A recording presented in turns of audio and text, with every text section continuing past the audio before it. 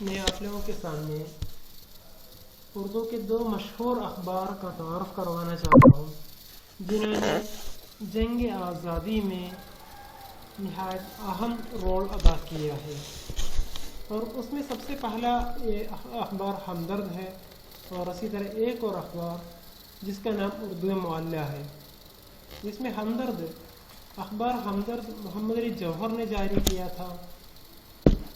اور پہلا ہمدرد اخبار کے بارے میں دیکھ لیں گے۔ مولانا محمد علی جوہر، جن کا نام آپ لوگ بہت سنے ہوں گے، محمد علی اور شوکت علی، علی برادران کے نام سے بھی یہ جانے جاتے ہیں۔ خلافت تحریک میں انہوں نے اہم رول ادا کیا ہے۔ اب دیکھیں گے ان کی طرف سے جاری کیے گئے دو اخبارات ہیں، اور اس میں ایک کامریڈ ہے اور اسی طرح ایک اور ہمدرد ہے۔ اس میں ایک انگریزی میں تھا، ہمدرد اردو میں تھا۔ اس میں مولانا محمد علی جوہر ہندوستانی مسلمانوں کے ایک عظیم رہنما ہے۔ جوہر تخلص رکھتے تھے۔ 1878 عیسوی میں کو ریاست رامپور میں ان کی پیدائش ہوئی۔ 2 سال کی عمر میں ان کے والد کا انتقال ہو گیا۔ ان کی پرورش اور تربیت کا بوجھ، ذمہ داری ان کی ماں بی اما کے سر پر آ پڑا۔ بی اما اردو تاریخ میں بہت مشہور ہے، ہندوستان کی تاریخ میں بہت مشہور ہے۔ وہ ایک دلیر عورت خاتون تھی جنہوں نے ہمیشہ اپنے بچوں کو جنگ آزادی میں آگے رکھنے کی بہت کوشش کی۔ انہوں نے لوگوں کو جنگ آزادی کے لیے تیار کروائے اور ہمت اور حوصلہ افزائی کی۔ ان کو گھر میں اردو، اب دیکھیں گے جو مولانا محمد علی جوہر، ان کی تعلیم اردو اور فارسی کی تعلیم اپنے گھر پر ہوئی۔ بعد بریلی کے گورنمنٹ ہائی اسکول میں داخلہ کرایا۔ 11 سال کی عمر میں وہ علی گڑھ آ گئے۔ 20 سال ہوئے تو وہ الہ آباد یونیورسٹی سے BA کا امتحان پاس کیا اور یونیورسٹی میں اول آئے۔ پھر انڈین سول سروس کی کوشش کی اور اس سلسلے میں انہوں نے آکسفورڈ کا تعلیمی سفر کیا۔ وہ پہلے ہندوستانی تھے جنہوں نے آکسفورڈ یونیورسٹی کے یونین سیکرٹری بھی بنے۔ انڈین سول سروس کے امتحان میں آپ کو ناکامی ہوئی تو وہ ہندوستان واپس آئے۔ رامپور میں افسر تعلیمات مقرر ہو گئے، ایجوکیشن آفیسر بن گئے، مگر جلد ہی اس ملازمت سے کنارہ کش ہو گئے، یعنی وہ چھوڑ دیا، اس کو ان میں کوئی لگاؤ نہیں تھی۔ اس کے بعد وہ ریاست بڑورہ میں کمشنر کے عہدے پر فائز ہو گئی، اور پھر وہ اس ملازمت سے بھی وہ سبکدوش ہو گئے، وہ ملازمت چھوڑ دیے، اور پھر وہیں سے ان کی قومی خدمات کا آغاز ہوا۔ 1906 عیسوی میں آل انڈیا مسلم لیگ کا قیام عمل میں آیا تو وہ بھی ان کے بانیوں میں سے تھے۔ آپ 1911 عیسوی میں کلکتہ آئے اور یہاں سے ایک انگریزی ہفتہ روزہ اخبار کامریڈ جاری کیا، جس نے اخباری دنیا میں ایک تہلکہ مچا دیا۔ اس اخبار کی حق گوئی، بے باکی اور عوام دوستی بہت جلد اس کی عالمگیر شہرت کا سبب بنا۔ کامریڈ میں دنیا اسلام کے واقعات پر بھی مضامین ہوتے رہتے تھے، ساتھ ساتھ یہاں کے بھی۔ مولانا کی لاجواب انشا پردازی، ذہانت کی بدولت نہ صرف ہندوستان بلکہ ہندوستان کے باہر بھی کامریڈ بڑے شوق سے پڑھا جاتا تھا۔ 1912 عیسوی میں کامریڈ بھی دہلی لے آئے، یعنی وہ کلکتہ سے اب دہلی سے جاری ہونے لگے۔ انگریزی زبان پر عبور کے علاوہ مولانا کی اردو دانی بھی مسلم تھی، یعنی مشہور تھی۔ 1913 عیسوی میں دلی سے اردو کا اخبار ہمدرد جاری کیا۔ کامریڈ اور ہمدرد، ان دونوں اخباروں نے ہندوستان کے تمام تر لوگوں کو سیاسی طور پر بیدار کرنے میں بڑی مدد دی۔ اب محمد علی جوہر صرف ایڈیٹر ہی نہ تھے بلکہ وہ صحیح معنی میں لیڈر بھی تھے. اب قوم ان کی نہ تھی بلکہ وہ قوم کے لیے، مطلب وہ سماج کے رہنما تھے، وہ سماج کے لیڈر تھے، وہ اپنی طرف مطلب لوگ ان کو ہی اپنا لیڈر بنانے کے خواہاں تھے، یعنی بنائے تھے.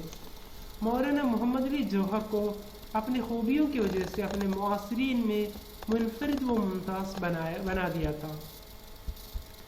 جب 1914 عیسوی میں لندن ٹائمز نے ایک اشتعال انگیز یعنی پروگوبن سرشٹکما ایک مقالہ شائع کیا تو جس میں ترکوں کو دھمکیاں دے کر کہا گیا کہ وہ اتحادیوں کے خلاف یعنی جو انگریزوں کے خلاف اور ان کے ساتھیوں کے خلاف جنگ نہ کرے ورنہ ان کے حق میں اچھا نہ ہوگا. تو اس کے جواب میں مولانا محمد علی جوہر نے اسی عنوان سے دی چوائس آف ٹاکس کے تحت ایک طویل مضمون 40 گھنٹے لگاتار بغیر کچھ کھائے پیے محنت کر کے شائع کرائے، جس میں برطانیہ حکومت کے ترکوں کے ساتھ کی گئی زیادتیوں کو بیان کیا گیا. اس پر کامریڈ کی ضمانت ضبط ہو گئی اور اخبار بند کرنا پڑا. مولانا محمد علی جوہر کو قید کر دیا. جد و جہد آزادی میں وہ سرگرم حصہ لینے کے جرم میں مولانا کی زندگی کا کافی حصہ قید و بند میں بسر ہوا، یعنی انہیں کئی سال جیل میں رہنا پڑا. اس پر تحریک عدم تعاون یعنی نان کوآپریشن موومنٹ کی پاداش میں اس کی غلطی میں ان کو کئی سال جیل میں رہے. 1919 عیسوی میں کی تحریک خلافت کے بانی آپ ہی تھے، یعنی 1919 میں شروع ہونے والی تحریک خلافت پسند اور اس کے بانی آپ ہی تھے. ترک موالات کی تحریک میں گاندھی جی کے برابر شریک تھے. جامعہ ملیہ اسلامیہ دہلی میں جو واقع ہے اور اس کی بانیوں میں آپ بھی تھے. مولانا محمد علی جوہر کی سیاسی زندگی پر اگر ہم نظر دوڑائیں تو ہندوستانی تاریخ میں ان کا سب سے بڑا کارنامہ خلافت تحریک ہے. یہ وہ تحریک تھی جو ترکی کے مسلمانوں کی حمایت میں شروع کی گئی تھی، لیکن بعد میں اس نے ہندوستانی جنگ آزادی کی شکل اختیار کر لی. ഒരു ഖിലാഫത്ത് തഹ്രീക്കുമായിട്ട് ബന്ധപ്പെട്ടതായിരുന്നുവെങ്കിലും പിന്നീട് അത് സ്വാതന്ത്ര്യ സമരമായി മാറി. یہی وہ پلیٹ فارم تھا جہاں سے مہاتما گاندھی نے اپنی ہندوستانی سیاست کا آغاز کیا. عدم تعاون اور تحریک خلافت نے ہندوؤں اور مسلمانوں کو متحد کر کے انگریزوں کے خلاف کھڑا کیا، یعنی ایک ساتھ انگریزوں کے خلاف جنگ کے لیے تیار کر دیے گئے. دونوں قوموں نے بڑی جوش و خروش کے ساتھ انگریز مخالف اقدامات شروع کیے تاکہ ہندوستان کو ان کی غلامی سے یعنی انگریزوں کی غلامی سے آزاد کرایا جا سکے. اس کے لیے محمد علی جوہر نے ہر طرح کی مشکلات برداشت کی. مرتے دم تک انگریزوں سے اس بات کے لیے لڑتے رہے. آپ جنوری 1931 عیسوی میں گولڈ میز کانفرنس میں شرکت کی غرض سے انگلستان گئے. یہاں آپ نے آزادی وطن کا مطالبہ کرتے ہوئے فرمایا کہ اگر تم انگریز میرے ملک کو آزاد نہ کرو گے تو میں واپس نہیں جاؤں گا اور تمہیں میری قبر یہیں بنانا ہوگا. اس کے کچھ عرصے بعد آپ نے لندن میں انتقال فرمایا. تدفین کے غرض سے یعنی دفن کرنے کے لیے ان کی نعش بیت المقدس یعنی فلسطین لے جائے گی. مولانا کو اردو شعر و ادب سے بھی بڑی دلچسپی دی. بے شمار غزلیں اور نظمیں لکھی. جو مجاہدانہ رنگ سے بھرپور ہے۔ مثال کے طور پر ان کا ایک شعر ہے، قتل حسین، اگر قتل حسین اصل میں مرگ یزید ہے، قتل حسین اصل میں مرگ یزید ہے، اسلام زندہ ہوتا ہے ہر کربلا کے بعد۔ آج بھی اس شعر کو یاد کیا جاتا ہے، یعنی جب بھی جہاں پر بھی ظلم و زیادتی کی جاتی ہے اس کے ان موقعوں پر یہی شعر استعمال کیا جاتا ہے۔ اس کا یہ معنی ہے کہ قتل حسین، حسین رضی اللہ عنہ کا جو قتل جو کربلا میں کیا گیا اصل میں اس سے مرگ یزید ہے، وہ دراصل وہ یزید کی موت اس سے ہوئی ہے۔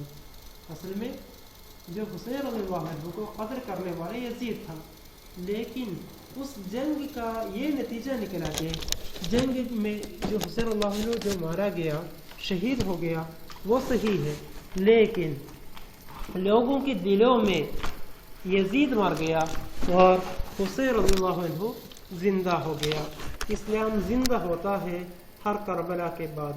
اسی طرح مصیبتوں کے بعد ہی فتح ہوتی ہے، یعنی یہاں پر اس میں دراصل وہ ہار گیا، پھر بھی ان کی کامیابی ہے، یعنی دنیا ان کو یاد کرتے ہیں، آج بھی ان کی تعریف کرتے ہیں۔ اسی جگہ یزید کی ہو، وہ یزید کو آج بھی لوگ لعنت بھیج رہے ہیں۔ ഇന്നും ജനങ്ങൾ അപമാനിക്കുന്ന ആളായിട്ട്, നിന്ദിത കൽപ്പിക്കുന്ന ആളായിട്ട്, നിന്ദിക്കുന്ന ആളായിട്ട് യസീദ് മാറുകയും ഇന്നും ഹുസൈൻ റളിയല്ലാഹു അൻഹുവിന്റെ ഷഹാദത്തിനെ അതൊരു വലിയ വിജയമായിട്ട് തന്നെയാണ് ലോകം നോക്കിക്കാണുന്നത്.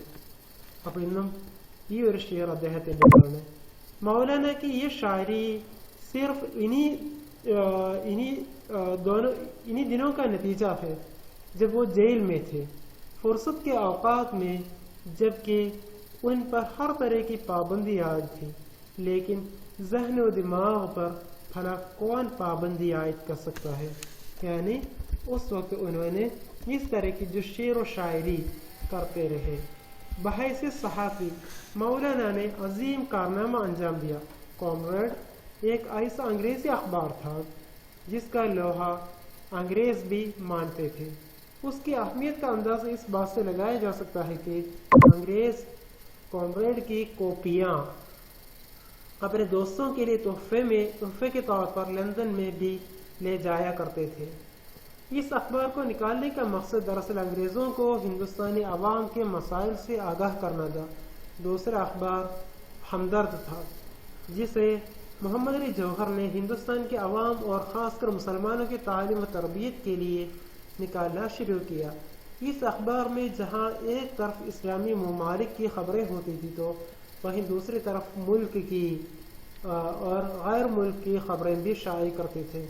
इसके अलावा इसमें शेर व सुखन, शेर व शायरी, तंज़ व मिज़ाह, तहज़ीब व सक़ाफ़त के भी गोशे हुआ करते थे।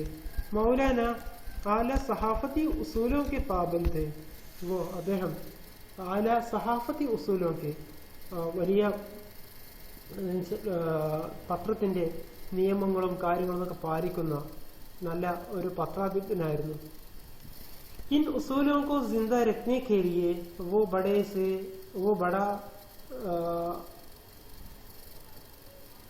उसके लिए इन उसूलों को ज़िंदा रखने के लिए, कायम रखने के लिए उन्होंने बड़े माली नुकसानात को भी बर्दाश्त करते थे और उसके लिए वो तैयार भी थे। मौलाना का ये उसूल था कि कोई भी खबर बगैर तस्दीक के न छापी जाए, यानी खबर को हर तरह तफ्तीश के बाद वो हक है या नहीं है वो जांच पड़ताल करने के बाद ही छपते थे। खबर चाहे दोस्त की हो या दुश्मन की, उसे गैर जानिबदारी के साथ शाये किया जाए, ये उनका एक अहम उसूल था। मौलाना अखबार में इश्तिहारात छापने के सख्त मुखालिफ थे। अगर वो चाहते तो ऐसा करके बहुत सारा पैसा कमा सकते थे, लेकिन उन्होंने माली नफ़ा के लिए, यानी पैसे के लिए उन्होंने कोशिश नहीं की, हमेशा आला सहाफ़त उसूलों को तरजीह दी। मौलाना रोज़ाना शाम को तमाम स्टाफ के साथ मीटिंग मुनक़िद करते थे और अखबार के मुताल्लिक़ अहम मौज़ूआत पर गुफ्तगू भी करते थे। उसके अलावा انہوں نے خبریں حاصل کرنے کے لیے رائٹرز اور ایسوسیٹ پریس اس کی خدمات بھی حاصل کی ہے۔ عدم تعاون تحریک 1922 میں تحریک خلافت کے خاتمے کے بعد، جن میں محمد علی جوہر نے اپنے بھائی شوکت علی کے ساتھ مل کر اہم کردار ادا کیا تھا، 1924 میں کامریڈ اور ہمدرد کو دوبارہ جاری کیا گیا۔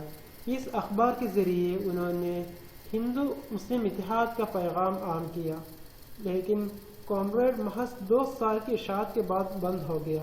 مجموعی طور پر ہم یہ کہہ سکتے ہیں کہ مولانا محمد علی جوہر نے ادب، سیاست، صحافت میں جو کچھ بھی اثاثہ چھوڑا اسے نظر انداز نہیں کیا جا سکتا۔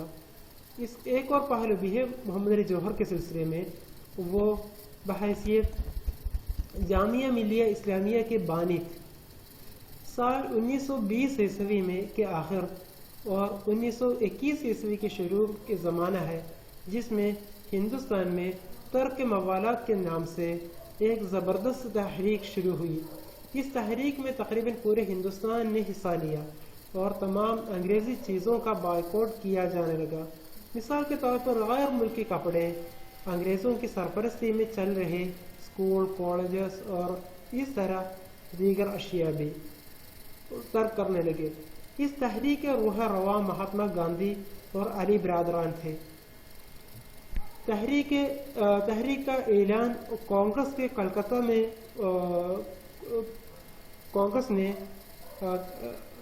کانگریس کے کلکتہ میں 1920 میں منعقدہ کانفرنس میں اجلاس میں کیا گیا۔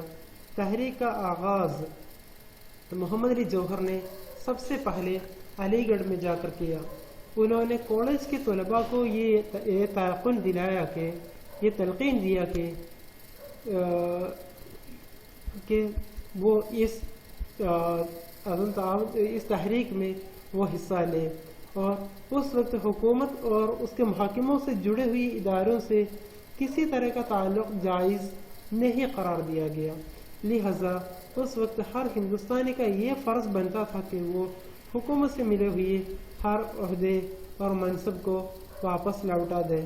مقصد یہ نہیں تھا کہ ہندوستانیوں کو اعلیٰ تعلیم سے بے بہرہ کر دیا جائے، بلکہ زور اس بات پر دیا جا رہا تھا کہ وہ اپنی تعلیم اپنے ہاتھ میں لیں اور اپنا نصاب خود تیار کریں، اپنے استاد خود منتخب کریں، گویا پوری طرح ایک ہندوستانی نظام تعلیم کی بنیاد ڈالی۔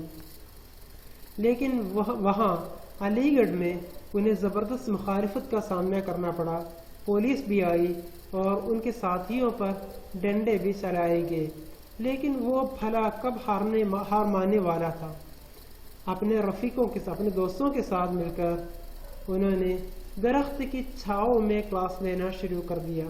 وہ لوگ مل کر مولانا محمود الحسن کے مقدس ہاتھوں سے 1920 میں جامعہ ملیہ کی بنیاد رکھی گئی۔ محمد علی جوہر خود ہی پرنسپل کے فرائض انجام دیتے تھے اور اساتذہ کا انتخاب بھی کرتے تھے، اور BA تک کا نصاب بھی ہر مضمون کا خود ہی تیار کیے۔ اردو معلیٰ اور حسرت موہانی ایک اور اہم اخبار ہے جس کو حسرت موہانی نے جاری کیا تھا۔ اصل نام، ان کا جو اصل نام ہے حسرت موہانی کا، سید فضل الحسن، تخلص حسرت، قصبہ موہان، جو یوپی میں 1875 میں پیدا ہوئے۔ آپ کے والد کا نام سید اظہر حسین تھا۔ حسرت کی ابتدائی تعلیم موہان میں ہوئی، وہیں سے انہوں نے مڈل کا امتحان پاس کیا۔ 1902 میں علی گڑھ یعنی AMU سے گریجویشن کی۔ سید سجاد حیدر یلدرم اور مولانا شوکت علی ان کے خاص ساتھیوں میں سے تھے۔ انہوں نے انگریزی حکومت کے ظلم و زیادتیوں کے خلاف صدائے احتجاج بلند کی۔ حسرت سودیشی تحریک کے زبردست حامیوں میں سے تھے اور انہوں نے آخری وقت تک کوئی ولایتی چیز کو ہاتھ نہیں لگایا۔ شروع ہی سے شاعری کا شوق تھا۔ بعد صحافت کے میدان میں قدم رکھا۔ 1903 عیسوی میں علی گڑھ سے ایک ایسا رسالہ جو اردو معلیٰ کے نام سے جاری کیا، جس میں علمی، ادبی، سیاسی مضامین کی اشاعت پر زور دیا گیا، ملک کے تعلیم یافتہ نوجوان طبقے کے ذہن کو بیدار کرنے کی کوشش کی اور سیاسی اور ادبی شعور بھی پیدا کیا۔ اردو معلیٰ کی انقلاب آفرین تحریروں نے انگریزی حکومت کے ہوش اڑا دیے۔ مولانا حسرت موہانی نے سب سے پہلے مکمل آزادی کا نعرہ دیا۔ 1908 عیسوی میں 1908 عیسوی میں ان کی پہلی گرفتاری ہوئی۔ اس کے بعد 1947 عیسوی تک کئی بار قید اور رہا ہوئے۔ اس دوران ان کی مالی حالت تباہ ہو گئی تھی۔ اردو معلیٰ 29 سال تک جاری رکھا۔ اس درمیان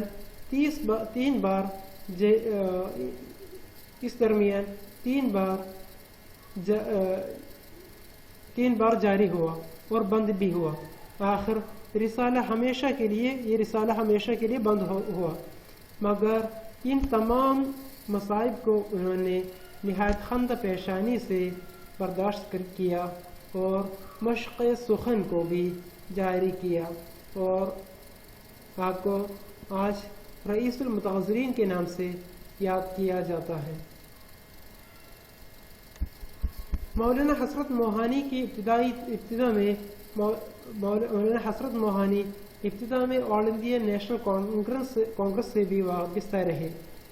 اس وقت گورنمنٹ کانگریس کے خلاف تھی اور بعد فعال کردار ادا کرتے رہے۔ 1920 عیسوی میں خلافت کمیٹی میں شامل ہوئے۔ مولانا حسرت موہانی کمیونسٹ پارٹی کے بھی بانیوں میں سے ایک تھے۔ 1946 عیسوی میں مسلم لیگ کے ٹکٹ پر یوپی اسمبلی کے ممبر منتخب ہوئے۔ ہندوستان کی آئین ساز اسمبلی کے لیے ممبر ہوئے۔ آزادی کے بعد